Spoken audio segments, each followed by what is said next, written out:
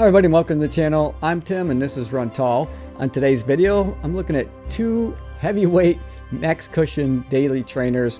It's the Hoka Bondi 8, which came out in 2022, and I think I did my first review on this shoe several months ago. And then the Asics Gel Nimbus 25, which just came out this year, and it's really a new offering in the max cushion category by Asics, and I hesitate to say new because there's 24 other versions of the shoe out there, but with the changes they made to this year's version, it sits solidly in that max cushion category now as an offering. A little bit different than last year's version. Okay, so let's just start. I did purchase both of these shoes with my own money, and there's basically cost about the same. So the Gel Nimbus 25 has a price tag of $160 US, while the Hoka Bondi 8, that's going to cost $165 US. I did order both shoes true to size, and for me that's a US men's size 9, and they both fit perfectly. They have a very comfortable fit and feel. The length was spot on in both shoes, so again, true to size for me. All right, so let's talk about weight. When I said heavy weights, these are both pretty heavy shoes. The Asics Gel Nimbus 25 is the lighter of the two options. On my scales, it came in at 10.5 ounces. Now, in terms of grams, let's see, that would be 298 grams. So not a lightweight daily training option. Even heavier yet, it's the Hoka Bondi 8. Now, when I first got these shoes and weighed them, I went back and checked, and they came in at 11 ounces on my scales. But today, I weighed them again, and they picked up a little weight over time. So I don't know if I picked up some dirt or debris or what have you, but on my scales today for US men's size 9, they're coming in at 11.4 ounces. So almost an ounce heavier. So definitely heavy weights when it comes to that. So both are solid max cushion daily trainers that you're going to want to use for those slower workouts, longer run opportunities, and not necessarily speed work, because they're just not going to work well for that at all. Or if you're on your feet all day and you're just looking for max protection, maybe you're a nurse or what have you, either one of these shoes I think would be a good job for that and protecting your legs throughout the day. Okay, so let's start. We'll talk about the upper on both of these. You've got a knit upper on the Asics Gel Nimbus 25 that runs hot. You got an engineered mesh upper on the Hoka Bondi 8, runs hot. It's kind of a theme, we have to kind of expect that when we're talking about max cushion shoes that have a lot of plush and comfort built into them. The uppers generally do run a bit warmer because there's just more material there. But in terms of fit, the Gel Nimbus 25 fits great. It's a good form-fitting shoe. I do have plenty of room in the toe box for me to well display my toes. No issues that way. Really no additional overlays on the upper itself. You get back towards the back, there's lots of stability back in the heel counter. But again, they're a bit warm on foot. So, if you live in hotter climate, that could be an issue for you. With the Hoka Bondi 8, there's a bit more perforations up in the toe box, so they do run warm, but not as warm, I don't think, as the Gel Nimbus 25 does. I did notice, and this isn't unusual for Hoka for me, on the toe box on the lateral side of the shoe, they can get a bit aggressive sometimes, and I did feel my pinky toe kind of pressing up against the upper just a little bit. Not so much that I got a blister. I have run into that issue with some Hoka shoes in the past, like the Rencon, for example. They're just kind of rubbing up against there. So just something that I noticed, but not an issue, not a comfort issue, really. It was just, oh, I can feel the upper kind of a thing. All right, so let's take a look at the heel collar and counter here. On both shoes, it's about the same. They got about the same amount of padding, lots of it there. It's that traditional padding of a heel collar and counter that we've seen for years in other running shoes. No, nothing out of the ordinary there, but heavier there towards the top, and then it kind of tapers down, giving a nice heel pocket for your heel to set in. I felt very comfortable in the Asics Gel Nimbus 25, as I had do in the Hoka Bondi 8.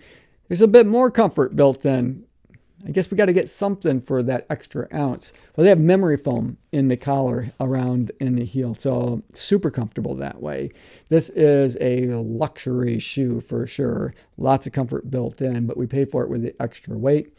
Both shoes have a heel tab in order to help you get your shoes on if you need there, like that kind of thing. Very comfortable though to wear. So let's take a look at the lace enclosure system, and I'll start with the Gel Nimbus 25 here. So they have a this looped system here.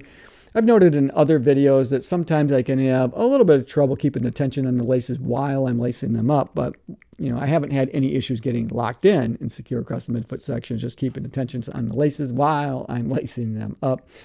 So it does a fine job. It's a bit more unusual than what we see in the Hoka Bondi 8, which is a very traditional eyelet chain there. No issues getting locked in and secure across the midfoot section in either shoe. So they do the job that they're intended to do. Big difference in the tongue, however. Here we've got this stretch tongue. It's very thin, lightly padded up towards the top, but frankly, I didn't have any issues feeling the laces across the top of my midfoot. So even though it's a thin tongue, it does a good job. The tongue is somewhat breathable, and you can kind of see right through it there. So it's got lots of perforations. Unlike the Bondi 8, now this tongue runs hot. Oh, and I should mention that this tongue is fully gusseted here. So you can see that it's not going anywhere. I do like that. So I appreciate what Asics has done there. And I always appreciate when a tongue is fully gusseted, because not all of them are, and sometimes you really have to finesse to get a shoe on to get that tongue to lay flat across your midfoot. With the Bondi 8, it's gusseted, but only on one side, which is a little bit unusual. Now, I saw that in the Gaviota 4, so it is something that Hoka has moved to. I guess you only need it gusseted on one side, but just a bit unusual.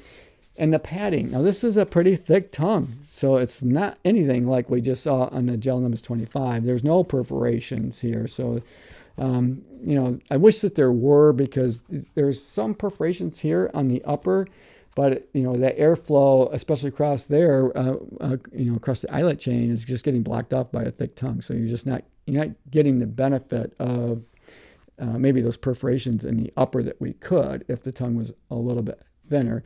But again, they're going for luxury. Memory foam, big, thick, padded tongue.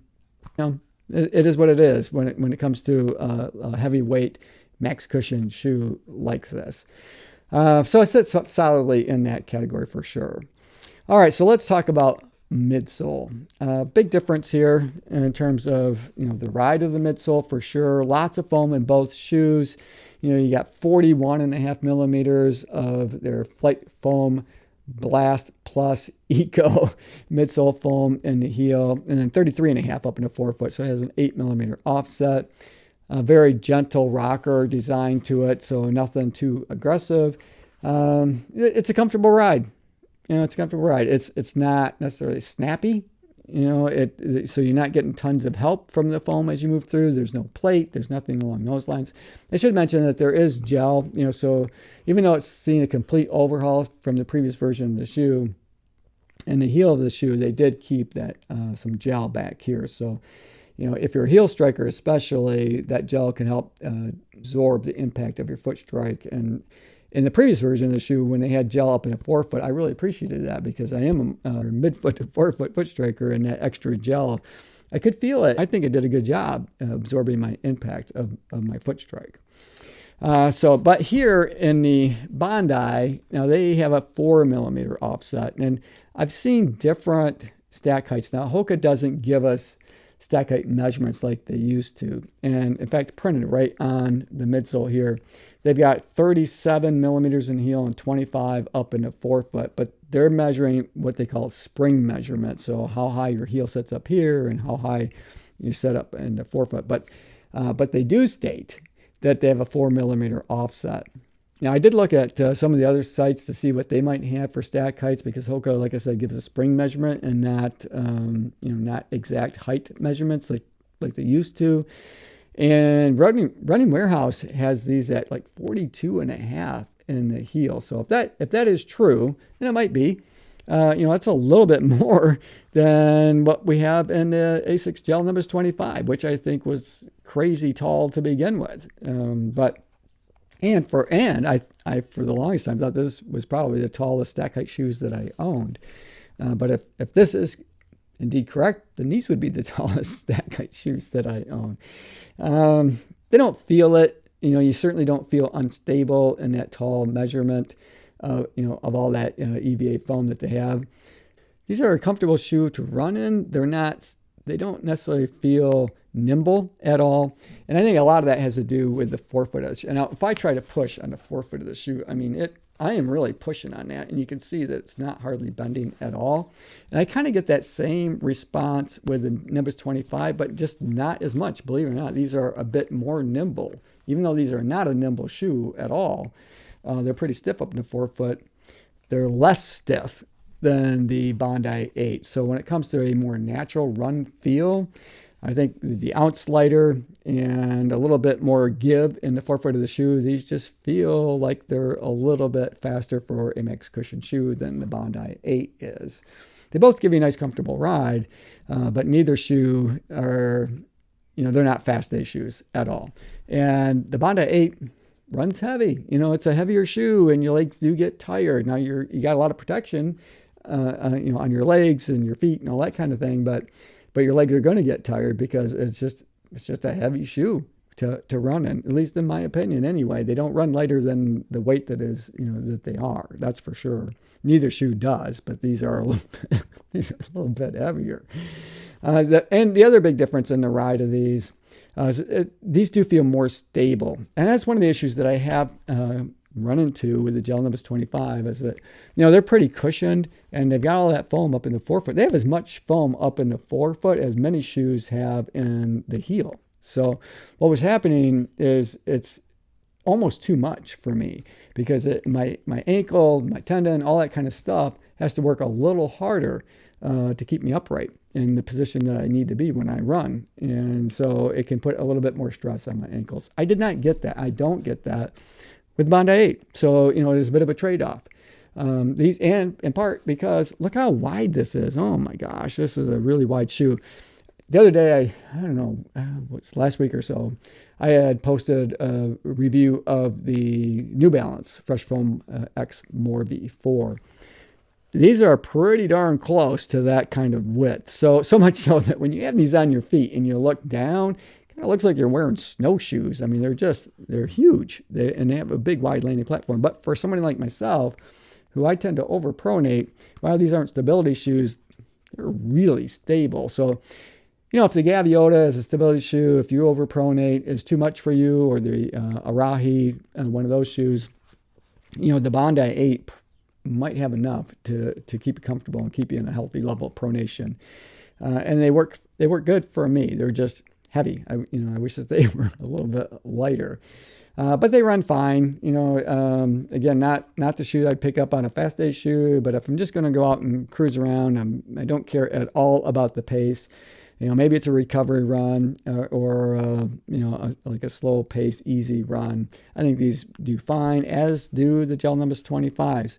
So which one would I pick up to go out on my run? Probably the Hoka Bondi 8, believe it or not. Even though these are a bit more nimble, it's just that extra stress on my ankle that I don't care for. And so I would forego the lighter weight, slightly more nimble feel for a shoe that's just going to keep me a little healthier when I go out on a run. I don't have to worry so much that I'm putting too much stress on my ankle and that tendon. So that is it with the ride. So let's take a look at the outsole. Now here they've got plenty of rubber to protect their Flight Foam Blast Plus Eco here, and they've got zonal rubber on the Hoka Bondi 8. Thank goodness for that, because these shoes are already way too much. Can you imagine if they had it fully covered in rubber? These would come in 12.5 ounces or something crazy like that. But I think they did a good job, and I didn't feel like I was unsafe at all running around in these. Even in some wet conditions. There are areas where you can see where that EVA foam is starting to get chewed up a little bit because it's not protected by rubber, but I don't think that's going to be a big concern. I think both of these shoes are are going to be able to go, you know, what you would expect them to go as a daily trainer, you know, upwards around 300, maybe 300 plus miles on each of them before you have to really take any measures to move them out of your rotation.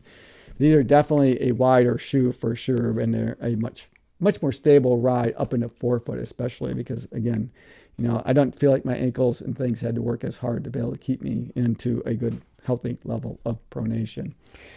All right, so that is it for today's video. I hope you guys enjoyed it. I enjoyed making it for you. As always, run tall, run strong, be kind to one another. Thanks for watching. We'll see you next time. Run tall as well.